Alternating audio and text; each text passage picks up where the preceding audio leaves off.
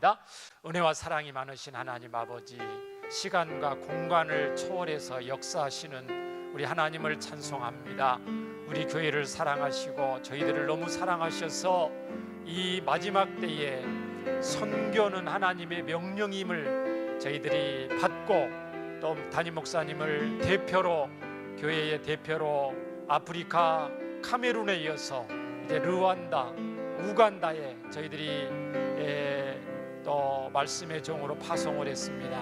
하나님께서 장시간 또 여행 중에 피곤치 않도록 담임 목사님 지켜주시고, 또 성령으로 충만케 하셔서 생명의 말씀, 은혜의 말씀, 십자가와 부활의 말씀이 담대히 선포되게 하시고, 또 귀한 뉴라이프 세관을 통해서 르완다의 귀한 목사님들이 큰 힘과 또 용기와 격려를 받고, 또 복음에 더욱 굳게 서서 르완다 영혼들을 주의 사랑과 말씀으로 잘 양육할 수 있도록, 제자로 세울 수 있도록 귀한 시간을 붙잡아 주시고 역사하여 주시옵소서. 저희들이 한마음으로 기도하오니 주여, 귀한 시간을 주님 주관하여 주시고 영광받아 주시옵소서. 하나님 아버지, 이 시간 또 하나님 말씀을 함께 삼고하기를 원합니다. 부족한 자를 불쌍히 여기시고 생명의 말씀이 밝히 드러날 수 있도록 도구로만 사용하여 주옵소서. 예수님 이름으로 기도합니다. 아멘. 자, 오늘 말씀의 제목은 언약의 하나님입니다. 오늘 읽었던 본문은 성경에 나오는 여러 중요한 언약 가운데 다윗 언약이라고 부르는 언약의 내용을 저와 여러분이 함께 교독을 했습니다. 오늘 말씀을 준비하면서 저는 이 다윗 언약뿐만 아니고 성경 전체에 있는, 성경 전체가 신약 구약 하나님의 약속이죠. 약속인데 그 중에서도 핵심적인 언약을 살펴봄으로써 이 다윗 언약을 통해서 나타난 또 하나님의 뜻, 또 우리에게 주신 우리가 더욱더 굳게 믿어야 될 우리 하나님에 대해 언약에 대해서 붙잡고 나아가면 좋겠다 해서 말씀을 준비를 했습니다. 성경은 하나님께서 인간을 구원하시는 역사를 기록하고 있는 책입니다. 다른 말로 성경은 구속사입니다. 구속이 뭐예요? 경찰이 잘못했다고 손을 수갑 채우는 게 구속이에요? 저는 처음에 초신자 때 그렇게 생각했습니다. 교회 와서 하나님이 우리를 구속하셨다고 그러니까, 아하, 뉴스에서 범죄자들이 구속당하는 것처럼 하나님, 사랑의 하나님이 우리를 수갑을 딱 채워서 구속해서 우리를 하나님의 사랑으로 데려갔다. 그것도 좋은 거구나. 그게 맞아요, 틀려요? 완전 틀리죠. 구속이라는 것은 구할 구자, 속죄할 속자, 영어로는 redeem이라고 그러고요, 값을 주고 대가를 주고 죄와 사망에 얽매여 있는 사람들을 구출해서 자유를 주는 것을 성경에는 구속이라고 합니다. 아멘이죠? 그래서 성경은 구속사예요, 구속사. 그래서 성경의 주인공은 누구예요? 창세기부터 요한계시록까지 성경 전체의 주인공은 누굽니까? 예수님이죠. 그래서 성경에 무슨 내용이 들어가 있습니까? 성경의 주제가 뭡니까? 그러면 여러분은 딱 예수님을 떠올리면 되고, 자, 그러면 성경이 말하고 있는 핵심 메시지가 뭡니까? 딱 그러면은 여러분은 예수님을 떠올리면서 예수님의 이름을 풀어서 말하면 그게 정답이 됩니다. 성경의 핵심 메시지가 뭡니까? 예수님의 이름을 풀어주면 돼요. 예수님의 이름은 무슨 뜻이에요? 예수님은 히브리어로는 예수와, 예수스, 헬라어로. 뜻은 뭐냐면은, 이 예수아란 말은 무슨 뜻이냐면은 여호수아하고 같은 말이에요. 뜻이 뭐예요? 여호와는 구원이시다. 이게 예수님의 이름의 뜻입니다. 여러분 이름이 있고 여러분 이름의 뜻이 있죠? 여호와는 구원이시다. 마태복음 1장 21절에 있는 것처럼 자기 백성을 그들의 죄에서 구원할 자, 자기 백성, 하나님의 백성을 그들의 죄에서 구원할 자라는 뜻이 예수님입니다. 그러니까 성경의 메시지는 뭐예요? 하나님이 자기 백성을 구원하신다. 이게 성경의 핵심 메시지가 되겠습니다. 자, 그러면은 하나님께서 구원하시는데, 하나님 백성들을 구원하시는데 구원하시는 방식이 있습니다. 그게 성경에 나타나는데 그게 뭐냐면은 약속의 말씀을 이루어 가시면서 하나님이 구속사를 이루시는 것을 우리는 볼 수가 있습니다. 그것을 짧은 시간이지만 이제 정리를 하려고 합니다. 자, 그래서 하나님께서 구속사를 이루어 가시는 방식이 언약의 방식을 통해서 이루어 가시는 것을 우리가 알 수가 있습니다. 그래서 성경을 약속, 테스트먼트라고 그러잖아요. 이 언약이란 말은 여러분이 생소할지 모르지만, 자, 사람과 사람 사이의 약속, 계약, 뭐 그렇게 표현할 수도 있는데, 이 언약이란 말을 왜 썼냐면 영어로는 커브넌트인데 하나님과 사람 사이의 약속이잖아요.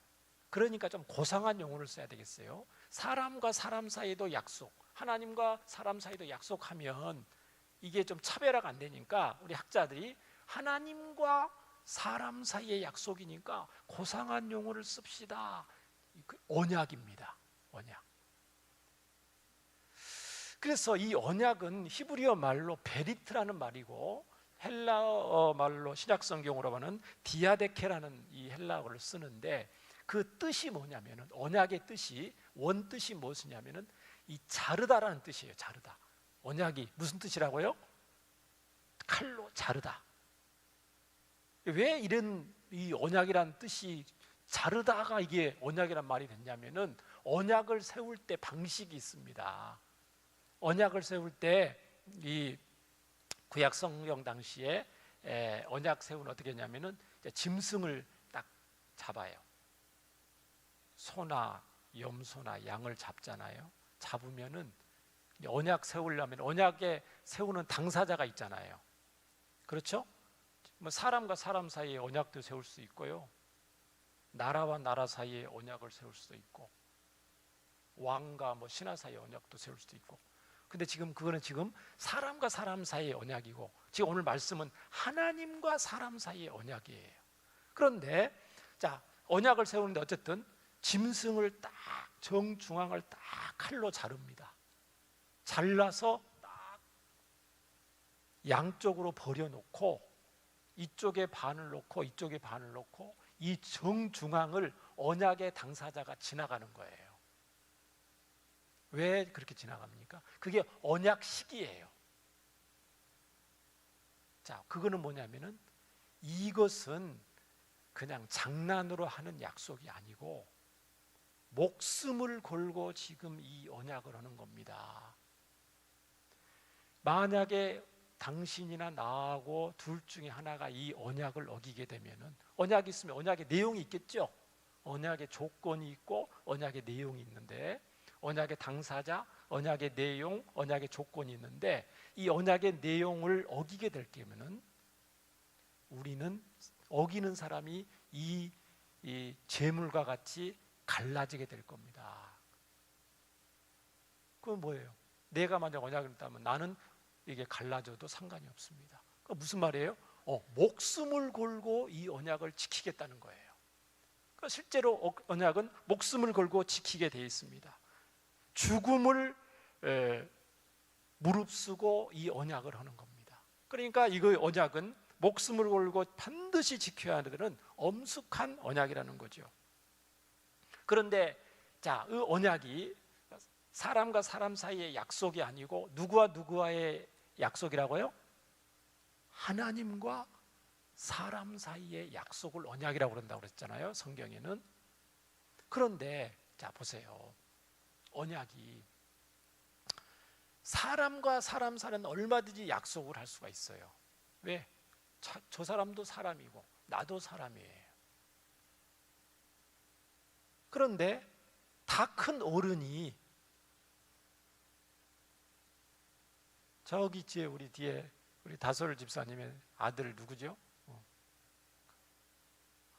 하일이하고 저하고 약속을 한다고 보세요.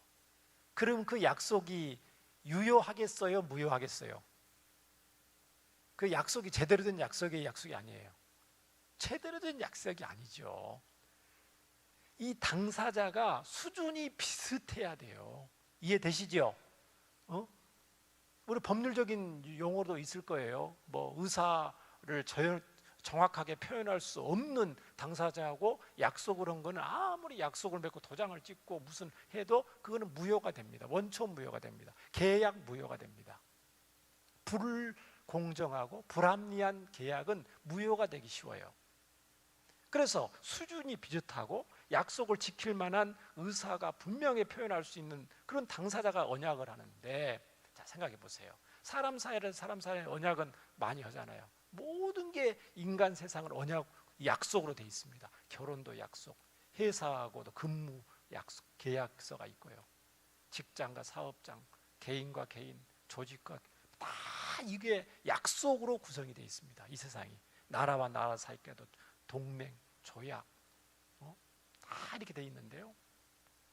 문제는 하나님이 사람과 언약을 맺는다는 게 사람 입장에서는 도저히 이거는 안 되는 거예요. 우리 하나님은 온 세상을 만드신 창조주시잖아요. 사람은 누구예요? 창조주예요? 피조물이에요. 창조주와 피조물이 동등한 위치에서 언약을 맺는다는 것은 우리 입장에서는 너무너무 이거는 황공무지로소이다. 감지덕지인 거죠. 그 자체가. 그런데 하나님께서, 창조주 하나님께서 성경에 보면은 사람의 위치까지 내려오셔서 인간과 언약을 맺으시겠다는 거예요. 그만큼 하나님이 하나님의 형상으로 창조된 인간을 귀중하고 소중하게 여기시는 거죠. 인격적으로 대우하시는 거죠. 이해가 되시죠? 하나님의 언약, 어떤 언약이든지 간에 그 언약을 우리가 하나님과 맺었다는 것 자체가 우리 인간 편에서는 너무너무 감사한 거죠. 자, 그러면 성경에 나타난 주요 언약들을 좀 빠른 속도로 살펴보겠습니다. 중요한 언약들만 이 시간에 살펴보기를 원합니다. 자, 성경 전체에 나타나는 언약, 첫 번째는 행위 언약이라고 우리가 학자들이 이름을 붙인 언약이 있습니다. 행위 언약. 이것을 생명의 언약이라고도 하고 선악과 언약이라고도 합니다. 성경에 나타난 첫 번째 언약입니다. 창세기 2장 16절 17절이 이 행위 언약이라고 우리가 부를 수가 있습니다. 자, 여호와 하나님이 그 사람에게 명하여 이르시되 동산 각종 나무의 열매는 내가 임으로 먹되 선악을 알게 하는 나무의 열매는 먹지 말아라. 내가 먹는 날에는 반드시 죽으리라 하시니라 그랬습니다.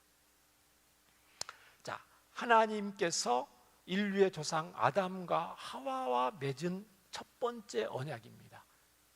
이것을 우리는 행위 언약이라고 붙였는데, 성경의 언약은 딱 두 가지로 나눌 수가 있는데, 첫 번째는 행위 언약이 있고 두 번째는 은혜 언약이 있습니다. 행위 언약이라는 것은 반드시 행동을 통해서 보유해야 약속을 지켜야 되는 언약이라고 했기 때문에 행위 언약이라고 붙였고, 은혜 언약이란 말은 행위 언약, 이 언약 말고 나머지 다 은혜 언약이에요. 도저히 내가 그 약속을 지킬 수 없는 당사자에게 하나님께서 일방적으로 은혜를 베풀어서 그 언약을 성취해 가시는 언약, 그것을 우리가 은혜 언약이라고 그럽니다. 자, 먼저 창세기 2장 16, 17절을 보세요. 선악을 알게 하는 나무의 열매를 먹지 말아라. 이를 어기면 반드시 죽을 것이다. 이 말은 무슨 말이냐면은 선악과 먹지 말아라. 단순히 선악과 따먹지 말아라. 이런 것이 아니고 너가 선악과를 먹지 말라고 한 것을 내 말을 지키면 너가 나를 아담 하와 너가 나를 창조주 하나님으로 인정하는 것으로 내가 간주할게. 온 세상을 만들고 너를 만드는 사람이 나라는 것을 너가 인정하는 행동의 방식이 선악과 저것을 먹지 말라는 거야. 나머지는 다 먹어도 되는데 너가 선악과를 안 먹으면 왜 안 먹어요? 하나님이 그것만 먹지 말라고 그랬으니까. 하나님 말씀을 지킨다는 것은 하나님이 창조주고 하나님이 질서상 나보다 위에 계신 분이라는 것을 인정하고 하는 거예요.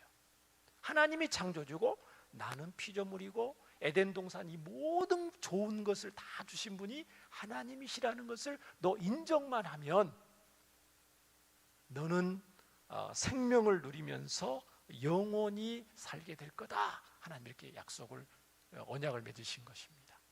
그래서 아담과 하와 입장에서는 선악과만 먹지 않으면 돼요.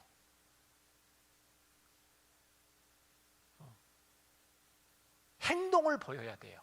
여기서는 나 하나님이 세상을 만드신 창조주 하나님을 믿습니다.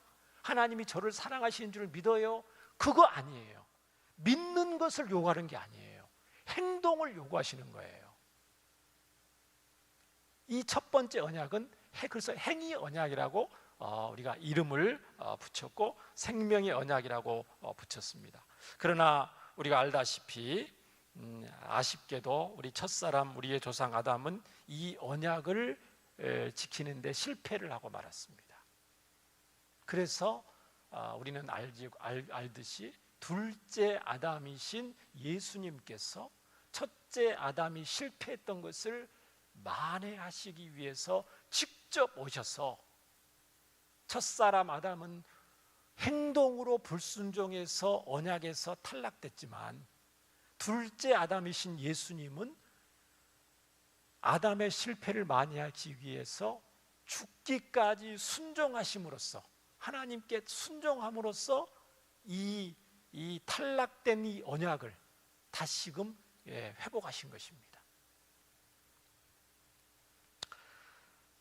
그리고 나서 하나님은 성경을 보면 창세기 3장 15절에 이제 또 하나의 언약을 주시는데 그 언약이 뭐냐면은 자, 여러분이 저와 잘 아는 언약이에요. 자, 무슨 언약이에요? 다른 말로 여자의 후손을 보내주시겠다라는 그걸 따서 그냥 여자의 후손 언약이라고 이름을 붙인 겁니다. 여자의 후손을 보내주시겠다. 그러니까 범죄하고 타락한 인류에게 여자의 후손을 보내주시겠다는 언약을 하나님이 또 다시 맺으십니다. 타락하고 범죄한 아담과 하와와 다시 맺으신 거예요. 그거를 다시 우리는 쉬운 말로 최초의 복음이라고 해서 원시 복음이라고도 별명을 붙일 수가 있겠습니다. 자, 그 내용이 무엇입니까? 자, 창세기 3장 15절을 보시면 자, 내가 하나님이죠. 언약의 당사자는 하나님이에요. 자, 너는 누구예요? 여기서는 뱀을 이제 책망하시는 거잖아요. 뱀, 사탄이죠. 내가 너로 사탄 뱀 너로 여자와 원수가 되게 하고 여자는 누구예요? 여자는 사람이죠. 인류의 조상 하와와 원수가 되게 하고 내 후손도 여자의 후손과 원수가 되게 하리니 이제 여기서 여자의 후손이 나와요. 우리는 그리스도를 말하는 겁니다. 여자를 통해서만 태어난 사람이 그리스도밖에 없죠. 모든 사람들은 남자를 통해서 태어나잖아요. 원수가 되게 하리니 여자의 후손은 그리스도는 내 머리를 상하게 할 것이요. 앞으로 여자의 후손이 태어나서 내 머리를 상하게 할 것이고 너는 그의 발꿈치를 상하게 할 것이니라. 이렇게 하나님이 언약을 해주신 겁니다. 이거는 사탄에게 하나님이 명령하시는 거지만 그 성경 창세기 3장에 보면은 범죄하고 나서 처음에 아담을 먼저 부릅니다. 그리고 또 하와를 부릅니다. 하와야 왜 그랬느냐? 뱀이 꼬였습니다. 뱀, 컴온. 뱀도 옆에 있고 하와도 옆에 있고 아담도 옆에 있고 주신 말씀이거든요. 그러니까 이거는 뱀한테 주신 언약이 아니고 아담과 하와에게 주시는 복음의 말씀이, 언약의 말씀이죠. 자, 이것을 은혜의 언약이라고 말씀합니다. 자, 여기서부터는 계속 은혜의 언약이에요. 하나님과 아담이, 하와가 지금 언약을 맺는 겁니다. 장차 그리스도께서 여자의 후손 가운데 태어나셔서 십자가에 죽으시겠지만 다시 부활하셔서 뱀으로 상징되는 사단의 머리를 박살을 내고 말 것이다, 사탄을 멸하실 것이라는 것을 최초로 말씀해 주시는 복음이죠. 타락한 인간에게 주신 첫 은혜의 언약이 창세기 3장 15절이 됩니다. 그래서 이 언약은, 자, 행위 언약은 반드시 행위를 통해서, 행동, 순종이라는 행동을 통해서 그 언약을 지키는 것으로 간주가 되고, 그 언약을 지키는 것으로 간주가 돼서 그걸로 지키는 것으로 인한 이제 생명의 복을 받게 되는 거예요. 근데 은혜 언약은 조건이 다릅니다. 은혜 언약은 행동을 보이는 것이 아니고 먼저 믿음을 보이게 됩니다. 그래서 은혜 언약을 체결할 때는 반드시 언약 당사자가, 사람 입장에서는 믿음을 보여야 됩니다. 하나님 그렇게 하실 것을 믿습니다. 그리고 나서 믿음에 따라서 순종이 뒤따라오는 거예요. 행동이 따라가는 것이 아니고 반드시 믿음, 은혜의 언약의 조건이 믿음입니다.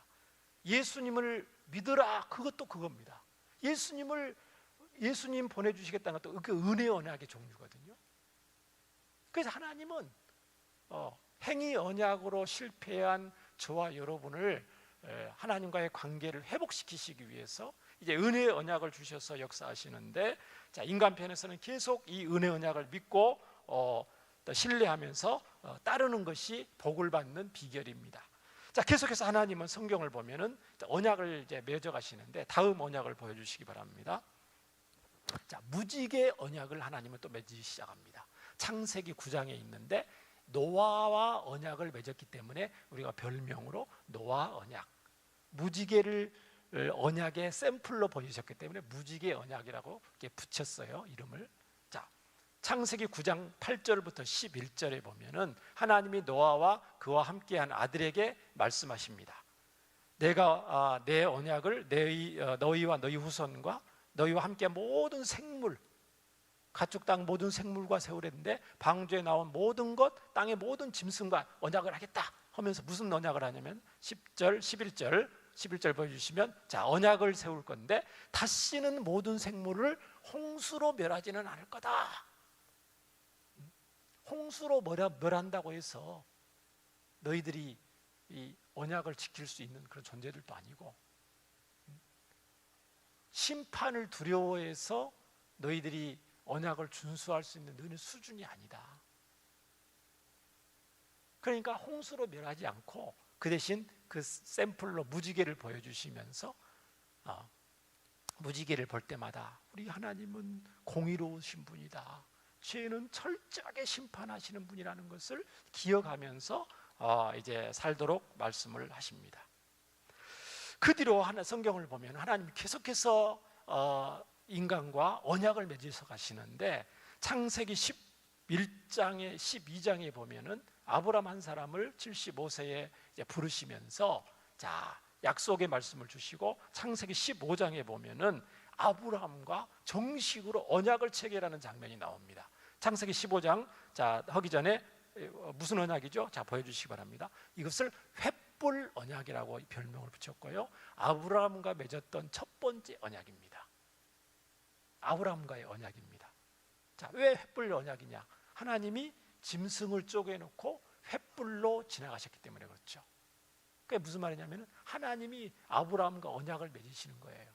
하나님 눈에 안 보이시는 거니까 짐승과 쪼개놓은 그 언약 그 제물 사이를 횃불로 하나님이 지나가시는 장면이 나옵니다. 자, 창세기 15장 18절. 그럼 아브라함과 무슨 언약을 맺으시냐면은 그날에 여호와께서 아브라함과 더불어 언약을 세워 이르시되 내가 이 땅을 애굽 강에서부터 저 큰 강 유브라데까지 다 너 자손에게 주겠다. 이 언약의 내용입니다.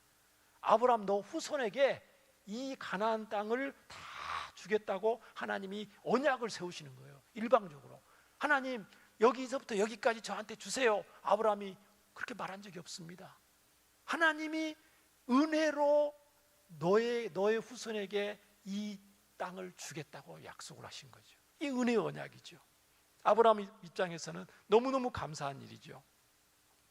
자, 이것은 어떤 의미가 있냐면은 믿음으로 의롭게 된 하나님의 백성들에게, 신약의 저와 여러분에게도 영원한 하늘에 썩지 않을 기업을 주시겠다는 그런 영적인 의미가 있습니다. 구약의 모든 언약들은 신약의 모형이 되거든요. 예수님 안에서, 갈라디아서 보면 예수님 안에서 아브라함의 복이 이방인에게 미치게 된다, 이런 말씀이 있습니다. 그렇기 때문에 저와 여러분은 예수님 때문에 아브라함과 약속하셨던 모든 복을, 창세기 3장 15절부터 있는 모든 은혜의 언약을 저와 여러분에게도 그대로 믿음만을 가지고 있으면 효력을 발휘하게 됩니다. 누구 때문에요? 예수님 때문에. 그렇기 때문에 이 시간에 이렇게 살펴보는 것입니다. 상관이 없는 언약인데 왜 우리가 살펴볼? 저와 여러분에게도 직결되는 언약이기 때문에, 예수님의 은혜로 직결되는 언약이기 때문에, 해당되는 거기 때문에 지금 살펴보고 있는 것입니다. 그리고 나서 창세기에 아브라함과 두 번째 언약을 맺는데 그것을 다른 말로 할례 언약이라고 합니다. 자, 할례 언약 창세기 17장에 나오는데요. 하나님이 아브라함 99세일 때, 아직 이삭이 태어나기 전 때 언약을 맺으면서 난 지 8일 만에 남자아이들한테는 할례를 받아라. 할례를 받은 사람은 내 백성이라는 것을 내가 인정하겠다. 하나님이 이렇게 말씀합니다. 이거는 뭐냐면은 하나님의 언약 백성이라는 표시를 몸에다 하는 거잖아요. 하나님은 반드시 언약을 지키시는 하나님이다. 그러니까 너도 이 하나님의 언약을 끝까지 어떤 형편 속에서도, 어떤 불가능한 가운데도 잊지 말고 꼭 믿고 신뢰하며 따라라. 근데 너무 자주 잊잖아요. 기분 좋을 때는 하나님 사랑합니다 하다가 또 안 좋은 일이 일어나면 또 원망 불평하고 믿음이 올랐다 떨어졌다 올랐다 그러잖아요. 그래서 하나님이 몸에다가 표시를 하는 거죠. 나는 하나님의 언약 백성이다. 그래서 유대인들, 이스라엘 백성들은 자기들이 할례를 받은 것이 하나님의 백성이라는 표시로서 굉장한 자부심과 긍지를 가지고 있고 자랑을 하죠. 우리는 하나님의 언약 백성이다. 그런데 우리가 짚고 나가야 될 것이, 할례를 받았는데 하나님 언약을 믿지 않으면 어떻게 돼요? 그 할례가 효과가 있어요, 없어요? 구약 시대 때 이스라엘 백성들이 하나님 말씀대로 할례는 받았는데 하나님의 약속을 믿지 않고 믿음대로 살지 않으면은 그 할례 받은 게 효과가 있어요, 없어요? 없습니다. 아까 말했잖아요. 할례 언약, 모든 은혜 언약이라고. 은혜 언약에서 하나님이 요구하시는 것은, 사람에게 요구하시는 것은 어떤 행동을 요구하는 게 아니고, 할례를 행위를 하는 그걸 요구하는 게 아니고 믿음을 요구하신다고 그랬잖아요. 믿음을 요구하고 나서 뒤따라 나온 게 순종이지, 어떤 형식적인 무슨 할례 했다고 해서 나는 하나님의 백성이에요, 그게 아니라는 거죠.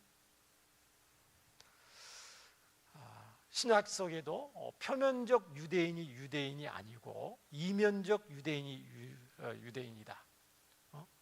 하나님의 백성은 겉으로 할례한다고 해서 하나님의 백성이 되는 게 아니고 마음의 할례를 행해야만 진짜 하나님의 백성이 되는 거다, 이렇게 말씀을 합니다.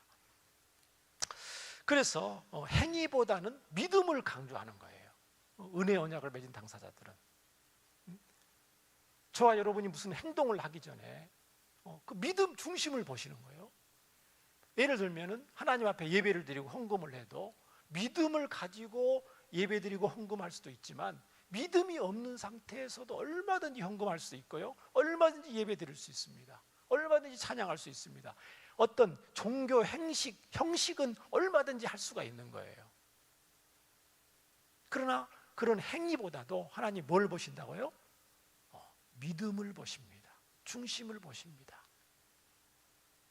여러분 꼭 기억하시기를 바랍니다. 그리고 나서 하나님은 계속해서 언약을 맺어 가시는데, 아브라함의 아들 누굽니까? 이삭과 언약을 맺기 시작하십니다. 또 자, 창세기 26장에 보면은 뭐라고 말씀하시냐면, 내가 내 아버지 아브라함에게 맹세한 것을 이루어 내 자손을 하늘의 별과 같이 번성하게 하겠다. 이 땅을 내 자손에게 줄 텐데 천하 만민이 복을 받을 거다. 사랑하는 이삭아, 너 아버지에게 했던 그 언약을 나는 계속해서 지킬 테니까 너는 끝까지 그 약속을 믿고 따라라, 이렇게 말씀을 해주십니다. 그리고 나서 이삭이 죽고 나서 또 이번에는 야곱에게 나타나십니다. 창세기 28장에 보면은 야곱이 형 에서를 피해서 외갓집 가는 중에, 밧담 아람으로 가는 중에 베델에서 잠을 자는데 사닥다리 꿈을 꾸는 거죠. 그래서 소위 이걸 사닥다리 언약, 다른 말로 야곱의 언약이라고 그러는데, 하나님 뭐라고 말씀하시냐면 창세기 28장에 나는 여호와니 너의 조부 아브라함과 너 아버지 이삭의 하나님이다. 내가 누워있는 땅을 다 내 자손에게 주겠다. 너 자손을, 야곱 너 자손을 땅에 티끌과 같이 많게 하겠다. 동쪽 서쪽 남쪽 북쪽으로 너희 후손들이 다 퍼져나갈 것이고 복을 받을 것이다. 야곱이 하나님의 약속을 믿어서 단을 쌓습니다. 거기다 하나님이 야곱의 믿음을 기특하게 보시죠. 그러고 나서 하나님은 계속해서 또 약속을 하시는데, 성경에 보니까 이번에는 모세와 언약을 맺습니다. 자, 그 다음 언약을 보여주시면, 중요한 언약이기 때문에 스크린에 나오는 겁니다. 시내산에서 모세와 언약을 맺습니다. 이 모세는 이스라엘을 지도자 대표이기 때문에 이스라엘 백성 전체와 시내산에서 언약을 맺는 장면이 출애굽기 19장 5절 6절에 자, 하나님이 이렇게 말씀하십니다. 굉장히 중요한 말씀이죠. 세계가 다 내가 속하였으니, 왜? 하나님이 이 세상을 만드셨잖아요. 모든 나라와 민족과 족속을 다 만드셨잖아요. 다 내 것인데 너희가 내 말을 잘 듣고 내 언약을 지키면 너희는 모든 민족 중에서 내 소유가 되겠고 너희가 내게 대하여 제사장 나라가 되고 거룩한 백성이 되리라. 너는 이 말을 이스라엘 자손에게 가서 전해라. 굉장한 말씀입니다.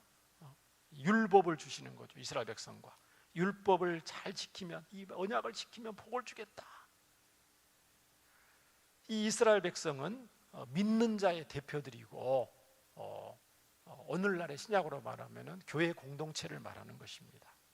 그러나 안타깝게도 이스라엘 백성들은 이 언약을 지키겠다고 큰 소리는 쳤지만 결국은 지키지 못했죠. 그럼에도 불구하고 하나님은 계속해서 그 언약을 지키겠다고 또 수차례 말씀을 하십니다. 자, 민수기 18장 19절에 보면은 소위 말하는 소금 언약을 맺는데, 하나님이 아론과 언약을 맺으시면서 영원한 소금 언약을 맺자, 음식을 주시며 소금을 주시면서 이거는 영원한 소금 언약이다. 소금은 변하지 않잖아요. 너희들은 수시로 변하지만, 인간들은 수시로 거짓말하고 믿겠다고 하면서도 거짓말하지만, 안 믿지만 나는 변함이 없겠다. 나는 내 이름과 명예와 영광을 걸고 너희들과 한 약속을 반드시 지키겠다. 그래서 소금 언약이라고 이름을 붙인 거예요, 하나님께서. 자, 그리고 나서 민수기 25장에 보면 제사장 언약을 또 맺는데, 하나님과 비느하스가 언약을 맺습니다. 영원히 비느하스의 후손 중에서 제사장 직분을 주겠다. 열심으로 하나님을 섬기는 자들에게 내가 상을 내리겠다라는 그런 의미죠. 그리고 나서 신명기에 보면은, 신명기 마지막 부분에 보면은 모압 평지 언약이라고 그래서 순종할 때 주시는 복, 불순종할 때 주시는 저주, 벌이 이렇게 기록이 되어 있죠. 그것도 대표적인 언약이 되겠습니다. 그리고 나서 이제 계속 구약에 가다 보면은 오늘 읽었던 다윗 언약이 나옵니다. 다윗 언약. 자, 다윗 언약이 이 다른 말로 말하면은 왕국 언약이라고 부르냐면, 왜냐하면은 다윗의 후손 가운데 영원한 왕국을 세우겠다 하나님이 약속하시거든요. 오늘 본문 다윗이 아주 잘 될 때죠. 하나님이 원수를 다 물리쳐 주시고 평안하게 의리리한 궁궐에서 백향목 궁궐에 거하면서 생각해 봤더니 하나님의 은혜가 너무너무 큰 거예요. 정말 한시도 마음 편히 잘 때도 없이 10여 년 동안 동굴로 산으로 들로 사울왕을 피해서 도망다니다가 하나님이 다 정리해 주시고 이제 왕이 되어서 편안하게 의리리한 멋있는 궁궐에서 맛있는 거 먹으면서 지낼 때 다윗의 마음 가운데, 야, 나는 이렇게 하나님의 은혜로 이렇게 잘 됐는데, 좋은 집에 사는데 하나님의 언약궤는 여전히 휘장 가운데 있구나. 너무 찔리는 거예요. 그 마음이 우리 하나님의 마음에 상달돼서 너무너무 다윗의 이 마음이, 중심이 하나님을 경외하고 사랑하는 마음이 기특한 거예요. 그래서 이 다윗에게 이 다윗 언약을 주시는데 무슨 내용입니까? 너의 후손 가운데 내가 영원한 왕국을 허락하겠다. 그게 이제 직접적인 말씀은 성경의 말씀은 너의 후손이니까 다윗 다음에 솔로몬이잖아요. 솔로몬을 통해서 이제 하시겠다 그런 뜻인데, 솔로몬이 영원히 산 것은 아니에요. 그렇죠? 그러니까 이 다윗에게 준 언약을 솔로몬에게만 국한시키면 안 되고 영원한 나라를, 너의 나라가 영원히 내 앞에서 보존되고 내 왕위가 영원히 경고하리라. 이 영원이란 말을 반복해서 하나님 말씀하시거든요. 너의 후손 가운데 영원한 왕국, 영원한 나라를 세우겠다. 솔로몬이 영원히 않아요. 르호보암이 영원한 거 아니에요. 다윗의 후손들이 영원한 게 아니에요. 다 살다가 죽었어요. 영원한 나라가 누구예요? 결국은 여자의 후손, 그리스도를 너의 후손 가운데 보내겠다는 약속입니다. 그렇기 때문에 이 다윗의 약속은 굉장히 중요하죠. 구속사 가운데서.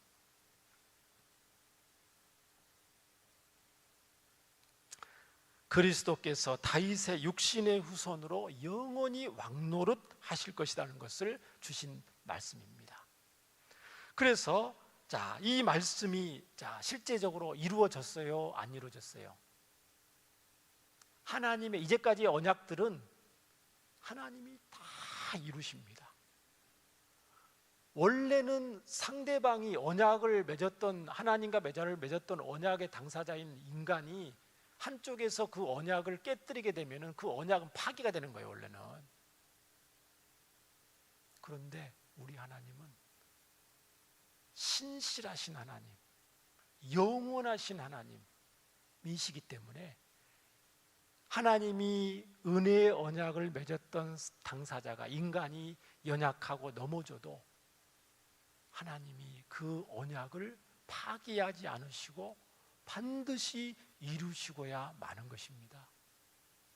그렇기 때문에 이 다윗 언약, 이 다윗을 언약을 주신 다음에 어떻게 성취됐냐면은 마태복음 1장 1절에 보면 이렇게 돼 있습니다. 성경에. 아브라함과 다윗의 자손 예수 그리스도의 계보라. 이게 무슨 말이냐면 아브라함과 맺었던 언약, 다윗과 맺었던 그 언약에 따라서 태어나신 분이 누구라고요? 예수 그리스도입니다. 우리 예수님은, 그리스도의 예수님은 단순히 그냥 갑자기 태어난 분이 아니고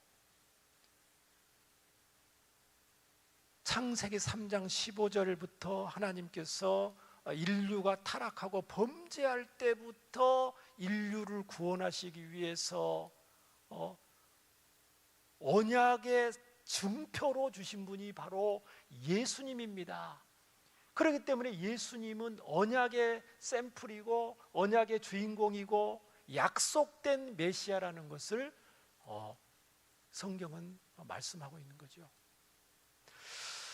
누가복음 1장 32, 33절에 예수님이 태어나기 전에 예언된 말씀이 뭐가 있냐면은 그가, 예수님이죠, 그리스도가 큰 자가 되고 지극히 높으신 이의 아들이라 일컬어질 것이요 주 하나님께서 그 조상 다윗의 왕위를 그에게 주시리니 영원히 야곱의 집을 왕으로 다스릴 것이며 그의 나라가 어떤다고요?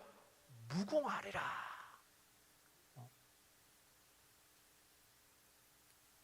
그리고 또 요한계시록 19장 16절에도 보면 요한계시록 아직 이루어지지 않을 내용이잖아요. 미래에 이루어질 내용이잖아요.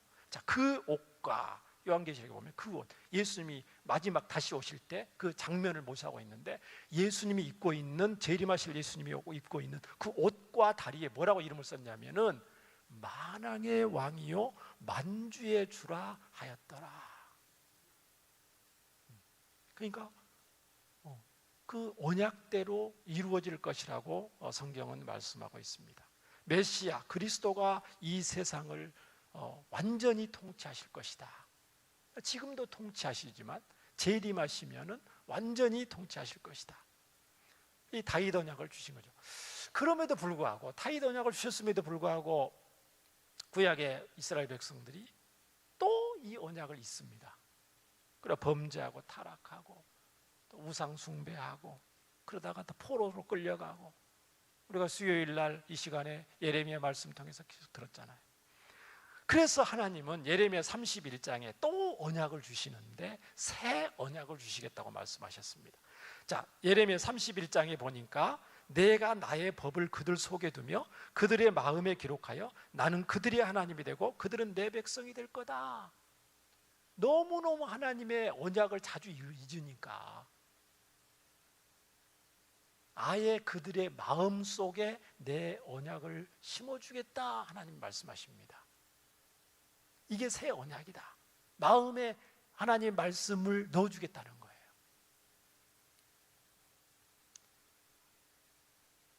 성도의 허물을 씻기시고 무한한 사랑으로 그 언약을 지키시겠다.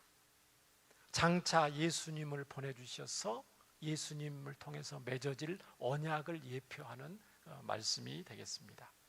그리고 나서 이제 신약으로 건너와서 예수님이 약속대로 오셔서 또 하나님의 백성들과 언약을 직접 맺으십니다. 자, 무슨 언약이냐면은 십자가 보혈 언약이라고 이제 이름을 붙였는데, 자, 십자가 보혈을 담겨져 있는 언약을 예수님 맺으신데 뭐라고 말씀? 마태복음 26장 26, 28절에 보면 자, 그 예수님이 제자들과 만찬하시죠. 그들이 먹을 때 예수께서 떡을 가져 축복하시고 떼어 제자들에게 주시면서 받아 먹어라. 떡과 포도 주시면서 이것은 내 몸이니라 하시고 또 잔을 가지사 감사기도 하시고 그대로 자, 이것을 마셔라 이렇게 마시죠. 이것은 뭐예요? 죄 사함을 얻게 하려고 많은 사람을 위하여 흘리는 피인데 무슨 피예요? 언약의 피니라 이렇게 말씀하십니다. 이 언약의 피, 언약을 맺는 거예요. 언약식을 하는 거예요. 지금 최후의 만찬에서. 그러니까 예수님의 살과 피를 먹고 마시는 것을 통해서 너희들은 하나님의 백성이야. 너희들은 변함없는 하나님의 자녀들이라는 것을 보여주시는 거죠. 왜? 예수님을 상징하는 예수님의 몸과 피가 누구 속에 들어가 있어요? 제자들 몸 속에 들어가 있어요. 직접 예수님이 들어간 건 아니지만 뭐예요? 잔과 성찬식을 하면서 떡과 포도주를 먹고 마심으로써 아하, 그렇구나. 내 안에 예수님이 계시는 것을 내가 늘 기억하며 살아야 되는구나. 아, 그렇지. 나는 하나님 백성이지. 아무리 힘들고 어렵고 답답하고 괴로운 일이 있더라도 내가 믿음을 잃으면 안 되지. 늘 기억하는 삶을 살라고 말씀을 하시죠. 이것이 뭐냐면은 예수님을 통해서 할례를 받은 거라고 똑같이 간주하십니다. 아예 예수님의 살과 피를 몸속에 간직하는 거죠. 저와 여러분 몸속에 간직하는, 성찬식을 하잖아요. 아, 우리 내 몸에는 예수님의 살과 피가 들어가 있구나. 구약의 이스라엘 백성들이 몸에 할례 의식을 하듯이 이번에는 예수님을 통해서 우리는 할례를 받은 거예요. 예수님의 피로 하나님의 자녀가 됐다. 그거를 지금 의미하는 거고요. 그리고 나서 계속해서 성만차 언약을 맺으시고요. 고린도전서 11장 25절에 보면은 새 언약을 내 피로 세운 새 언약이니 이것을 행하여 마실 때마다 나를 기념하라 하시면서 새 언약을 또 맺으시는 거예요. 자, 그리고 나서 또 언약을 맺으시는데, 자, 무슨 화면을 띄워주시면은 보혜사 언약입니다. 자, 보혜사는 누구예요? 성령님이죠. 성령님을 보내주시겠다고 약속하시는 거예요. 하나님의 말씀을 내 안에 예레미야 31장에 생각나게 할 거다. 그것도 안 되니까 예수님의 살과 피를 몸속에 간직하는 걸로 하겠다. 그거보다 더 강력한 언약이 뭐냐면은 보혜사 언약입니다. 자, 요한복음 14장 16, 27절에 예수님 뭐라고 말씀하시냐면 내가 아버지께 구하겠으니 그가 또 다른 보혜사, 또 다른 보혜사는 뭐예요? 예수님도 보혜사인데 예수님과 다른 보혜사를 너희에게 주셔서 영원토록 너희와 함께 있게 하리니 그는 진리의 영이라 세상은 능히 그를 받지 못하나니 그를 보지도 못하고 알지도 못함이라. 그러나 너희는 그를 아나니 그는 너희와 함께 거하심이요 또 어디에 계세요? 너희 속에 계시겠습니다. 내가 가면은 성령님을 보내줘서 그 성령님이 어디에 계신다고요? 너희 속에 계실 거다. 와, 이번에는 아예 성령 하나님의 직접 우리 안에 들어와서 사시겠다는 거예요.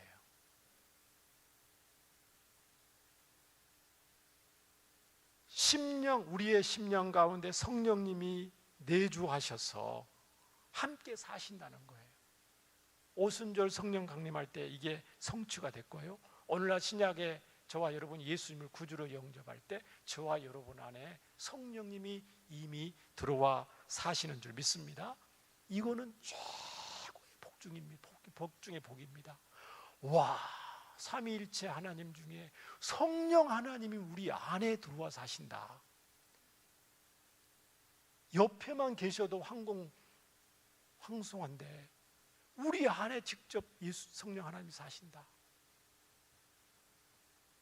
여기까지 말씀은 이미 성취가 되었습니다.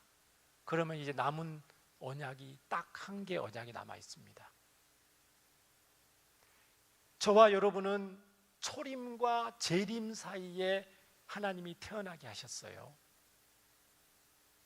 그래서 여기까지의 언약은 이미 성취가 됐습니다. 그러면 앞으로 무슨 언약이 남아 있느냐? 자, 화면에 보여주시면 마지막 언약, 이제 재림 언약이 남아 있습니다. 예수님이 재림하신다. 자, 요한복음 14장 2절과 3절에 내 아버지 집에 거할 곳이 많도다. 그렇지 않으면 너희에게 일렀으리라. 내가 너희를 위하여 거처를 예비하러 가노니. 자, 이게 현실이죠. 자, 예수님이 지금 어디에 계셔요? 부활하셔서 승천하셔서 하나님 보좌 우편에 계셔서 지금 뭐하고 계셔요? 저와 여러분이 꼴까닥 할 때 가서 살 거처를 우리 예수님이 예비하신다고 말씀하십니다.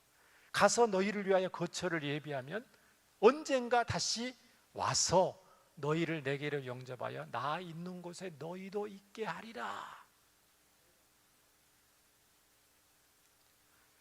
자, 다시 오신다는 말씀은 사도행전 1장 11절에도 있고요. 마태복음 16장 27절에 뭐라고 말씀하시냐면 예수님은 인자가 언제? 아버지의 영광으로 그 천사들과 함께 오리니. 그렇죠? 천사들과 함께 재림하신다는 거죠. 재림하시면 뭐예요? 그때에 각 사람이 행한 대로 갚으리라. 불신자는 불신자가 행한 대로 갚고 믿는 신자는 신자가 행한 대로 갚는다는 거예요. 요한계시록 22장 12절에 보면은 자 보라 내가 속히 오리니 내게 내가 줄 상이 있어서, 예수님이 다시 오시면은 상이 있어요. 이제 각 사람에게 그가 행한 대로 갚아주리라. 불신자가 불신자를 행한 대로, 믿는 자는 믿는 자 행한 대로 갚아주리라 이렇게 말씀하셨습니다. 성도들도 선행에 따라서 또 충성에 따라서 받을 상을 하나님이 주시겠다 이렇게 말씀을 하고 계십니다. 고린도후서 5장 10절에도 있고요. 자, 이상으로 모든 언약과 율법은 하나죠. 바로 최종 이 언약의 완성자가 예수 그리스도이십니다. 하나님은 이 율법에 1.1획도 없이 다 이루신다고 그랬고요. 푸른 마르고 꽃은 시드나 우리 하나님의 말씀은 영원히 서리라. 하나님은 사람이 아니시니 거짓말을 하지 않으시고 인생이 아니시니 후회가 없으시도다. 언약 맺은 것을 하나님은 후회하지 않으신대요. 하신 말씀을 반드시 실행하지 않으시겠느냐? 천지의 법칙처럼 나는 반드시 이 언약을 실천하고 말겠다, 성취하게 말겠다. 하나님은 말씀을 하십니다. 저와 여러분은 이제까지의 언약을 완전히 성취하신 그 하나님을 기억할 때 우리 앞에 남아있는 이 재림 언약도 반드시 하나님이 성취하실 것을 믿을 수가 있는 줄 믿습니다. 우리의 신앙이 어떤 눈에 보이는 어떤 감정, 어떤 즉흥적인 감정, 나의 어떤 신앙 감정이 아니고 오르락내리락 하는 어떤 그게 아니고 변함없는 요즘 이렇게 인쇄가 되는 하나님의 언약의 말씀에 근거해서 신앙생활은 저와 여러분 되기를 주의 이름으로 축원합니다.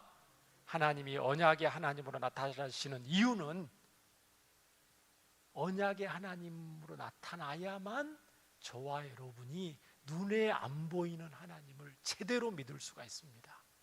그리고 우리가 믿는 예수님이 갑자기 하늘에서 떨어진 분이 아니고 약속, 언약의 근거에서 오신 예수님이구나. 그렇기 때문에 우리 예수님은 정말 믿을 만한 우리의 구주가 되시는구나. 만왕의 왕이시구나. 만주의 주가 되시는구나.